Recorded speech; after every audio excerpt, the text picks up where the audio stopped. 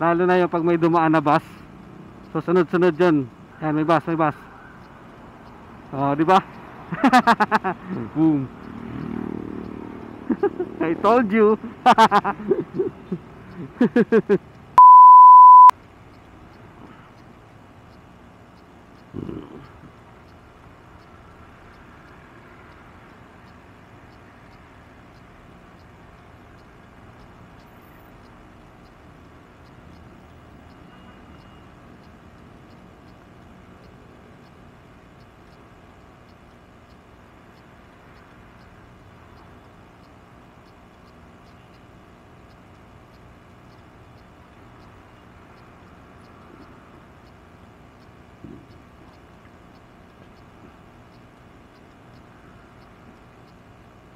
Mahaba siguro ng kinabit ko nun.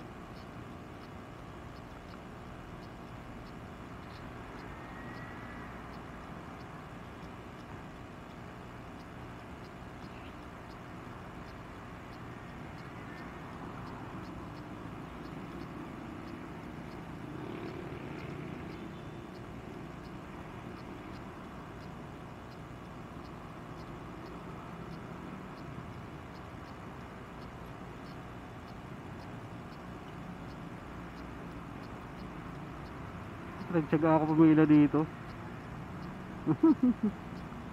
Ayop na. Pwede naman ako sa kanan. Wala namang mahigpit na hulihan.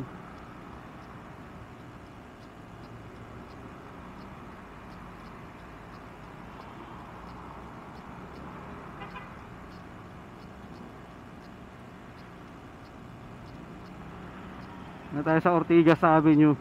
Ortigas Flyover. So tingnan mo dito sa part na to, balik na ulit sa dati dito. Sandamakmak na yung mga dadaan dito. Lalo na yung pag may dumaan na bus. So sunod-sunod yun.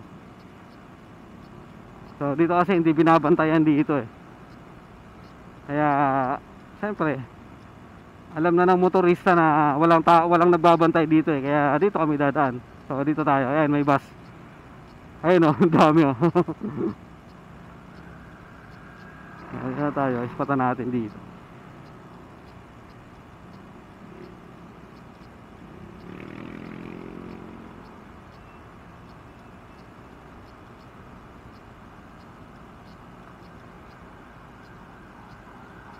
Ayan may bus, may bus. Oh, di ba? Boom. I told you.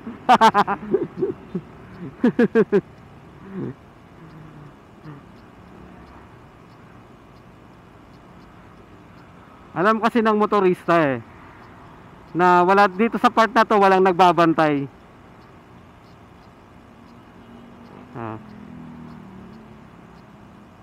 Normal na ulit dito.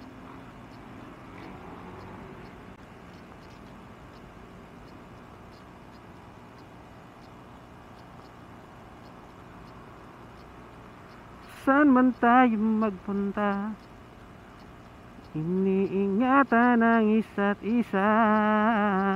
Ayan o, tingnan nyo naman dito oh. Sino ba magtsatsaga dito na pumila pakipagsiksikan kung ganito yung traffic situation dito? So kung ikaw talaga ay mainipin na motorista, 101% doon ka dadaan sa bus lane, maski mataas pa yung multa, 'di ba? Kumbaga ano na sinabi ko na rin ito ng mga nakaraang video ko na maano na lang yan mataya-taya na lang yan kung sino yung matsambahan na huli, yun na yung kakamot ulo. Yun na yung makikita natin na katulad nung sa balita na nakikipagtawaran ng ng penalty kasi isa umiiyak dahil nahuli. So ganoon na ang mangyayari diyan pag nahuli ka na. So doon mo na lang yan ma-realize.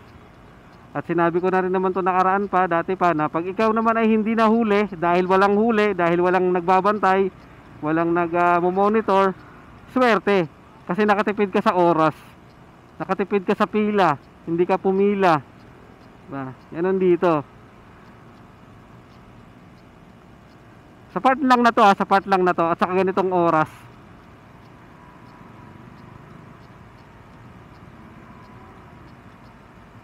Diba? Pagdating ng barrier, saka na sila nagbabalikan sa normal tamang pwesto.